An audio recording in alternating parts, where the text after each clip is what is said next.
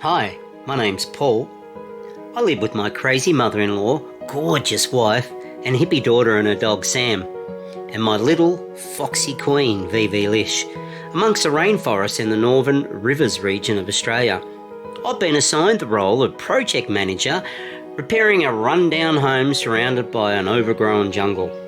There are goannas and snakes and ticks and an abundance of wildlife that keep eating our bloody produce.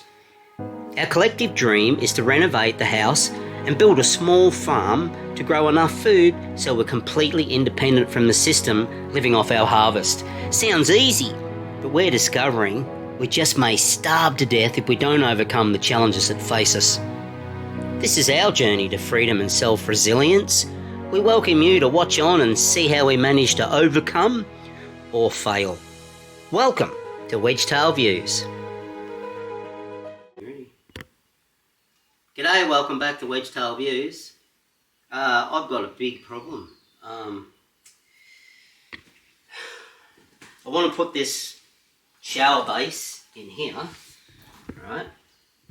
And I've checked the level of the floor so I could put this in because the shower base has sort of got to fit in this part. And bring the camera down and come in from this angle. So that's not level, but all of the, look at all these, see these? Can you see this? Yeah. This one, this one, this one. Like, look at the gap in that one. Hold on, take the light away. Right. It's okay. Yeah. Don't lay on that. Yeah. So there's a gap under that one. Yeah. This one's level. And then look at the gap at the end here. I mean, what the hell am I meant to do with that? Look. And if you give me this camera, you come up here, right, and you come in from this side, look, the wood's sitting up. There's a big gap down the end there. So, I'm in big trouble. The reason why I'm in big trouble, Barney Rubble, is this. This floor pan, I'd intended to put it the other way with the drain over this end. But if you look at this, can you bring that light over, sweetheart? Thank you. If you look at this level button here, the little bubble, for it to be level is up there. Right? So it's as it is now, it's all running downhill. So if I put this shower pan the other direction like I meant to, water doesn't run uphill. Water runs downhill. So, I have, big problems there. I think the only solution is that this, see, that's flush up there. I think this one, you can see that one there. It's got to be dropped. I'll have to pull it out somehow and drop it. The joys. She just keeps getting better and better, this house. Alright. I'll go to the thinking. I'll go think for a while and see what I can come up with. Check in later. Okay, I'm back. Now I've had my little hissy fit. I've gone and pulled off this load bearer here. I've pulled it off completely, just disconnected it. See, I've undone the bolts. So when I pull that off, right, we actually are not too bad. We've got all of these bearers. Well, there are a million. I've got all of these bearers. Pretty good, right? This is sitting flush. This is sitting flush. This one's sitting flush. And if you have a little look at the bubble, if you can see that, it's not bad. Just slightly downhill, but not bad. Right, I reckon we get away with that. I reckon we get away with that. It's pretty close. Pretty close. So what I'm going to have to do is really work out the measurements on this one spot on, and I'm going to have to angle grind this angle out here and take out, I'll have to work it out. It could be 5 mil, it could be 10 mil. I've got the thickness of this to take into account. And then, yeah, I'm going to have to re-drill through here. That'll be fun. Re-drill through that. And we're good. With respect to the other direction, that's not good. It's not too bad, but it's not up there in the world of excellence. Look, see that bubbles off. Let's have a look. That's pretty close there, so we're off 3-4 mil. Welcome to the Crooked House.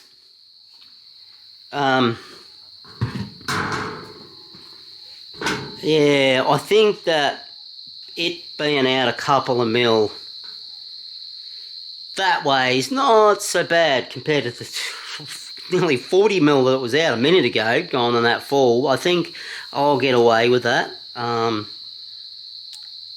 Yeah, I will, because I'll have tiles on top as well, and even though that's the waterproof edge, I still think there'll be enough fall to the drain on the I think it's called a Schluter shower base that I got.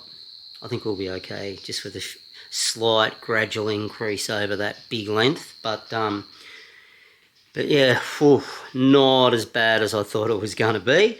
So yeah, I'll get to work. I'll work out exactly how much I have to cut off that bracket, remount it, come back and have a look and see if that fixes the problem.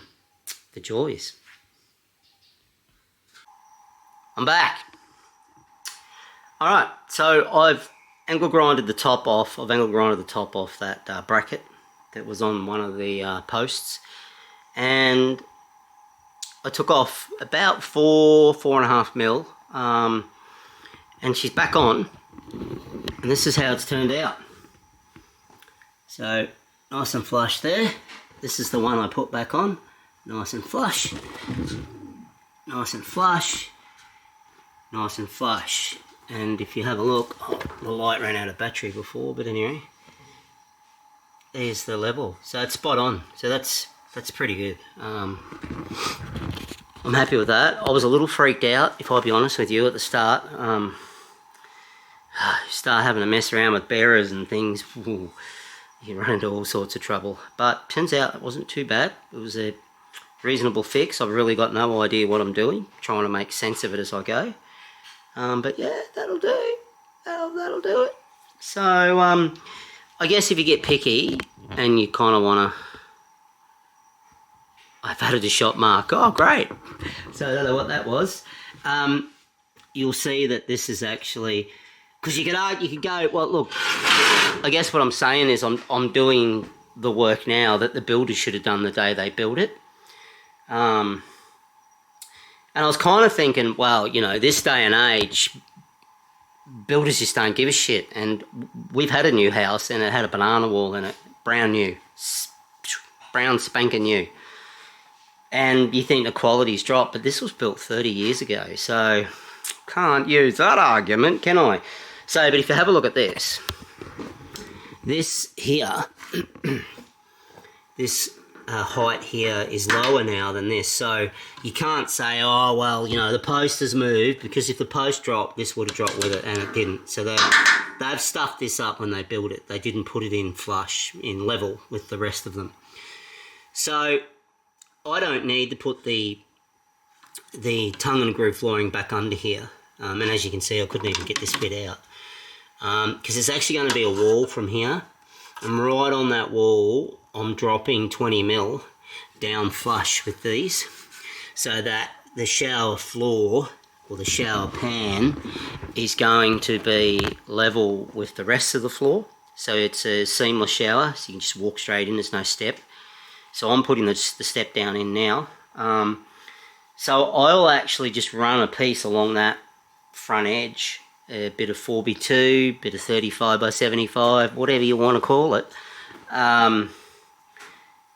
as my edge, and that there will be relevant because it'll be hidden behind the wall. The cement sheet will go over top of that and you won't see it. So all good in the hood. So problem solved. Yeah, bring it on. Let's keep rocking and rolling. Plenty of more challenges to get over. Over in that corner there is a big problem, but that's for another day. Senorito. Polypoos here from Wedgetail Views. So,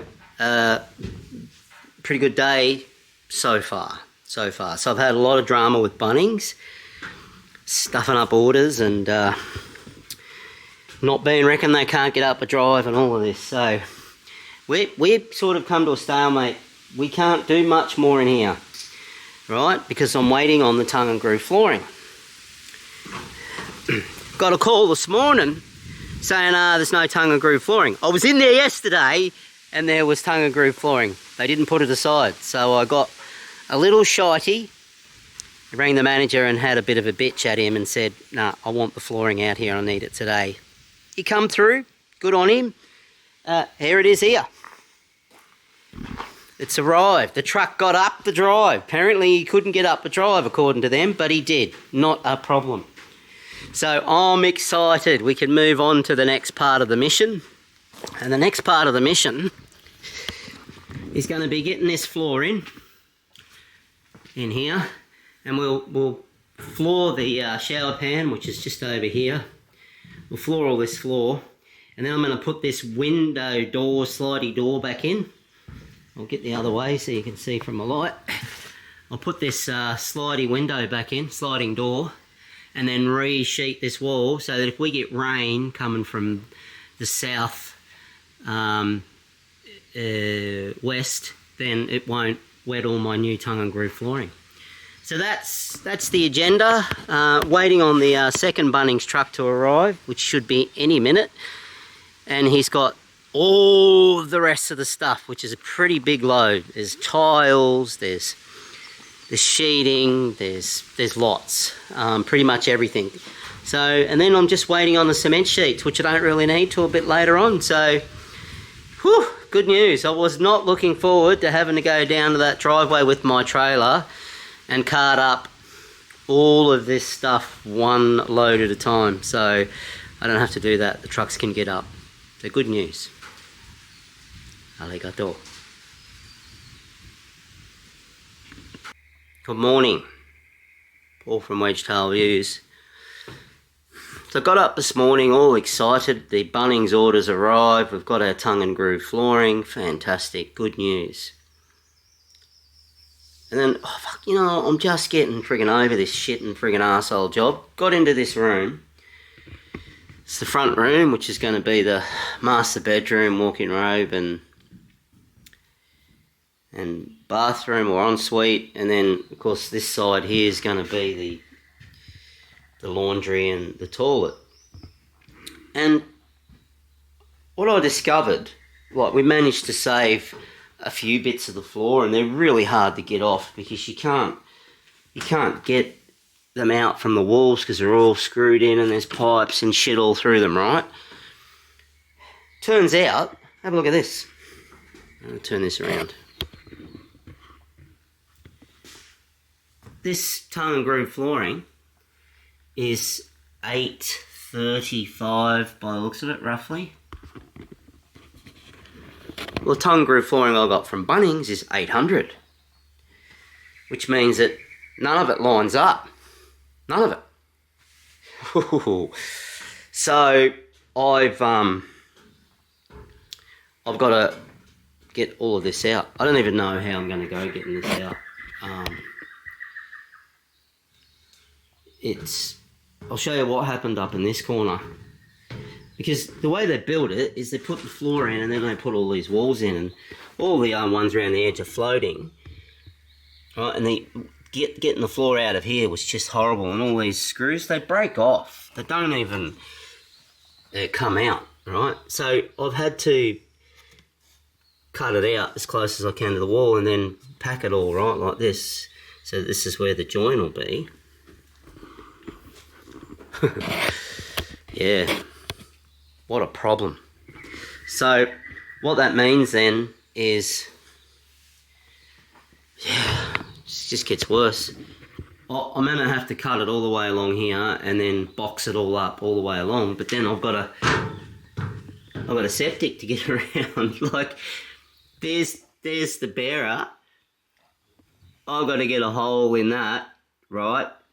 But you can't just put it in because it's a sealed piece, right? You can't physically do it. So that would mean I'm going to have to cut around it and slide it all the way across to that joint, which means I'm going to have to get under and put packing in underneath. Yeah. You get what I'm saying, right? Any DIYers or builders out there know exactly what I'm talking about. What a friggin' nightmare. What a mess. So, yeah, what can you do? Maybe you could rescue me in your comments, but of course by the time I get to your comments, this is going to be done. Yeah.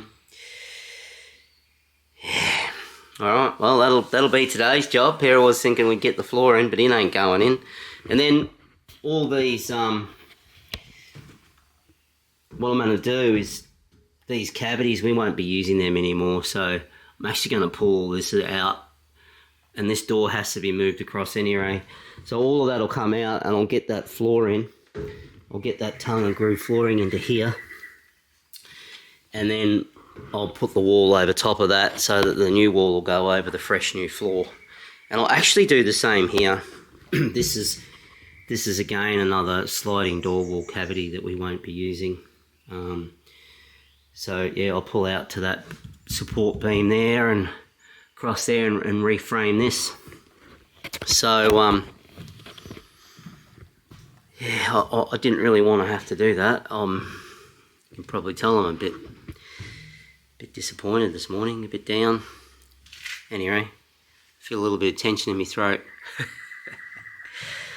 Bit of frustration coming up to the surface. So anyway, we'll probably let you watch in the background on this one today, and yeah, if the battery don't go flat by the time we're done, you might see it. Anyway, catch you later.